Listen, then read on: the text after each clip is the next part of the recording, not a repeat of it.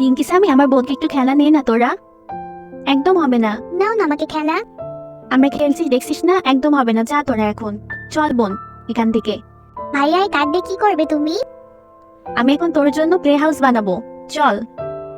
কি মজা।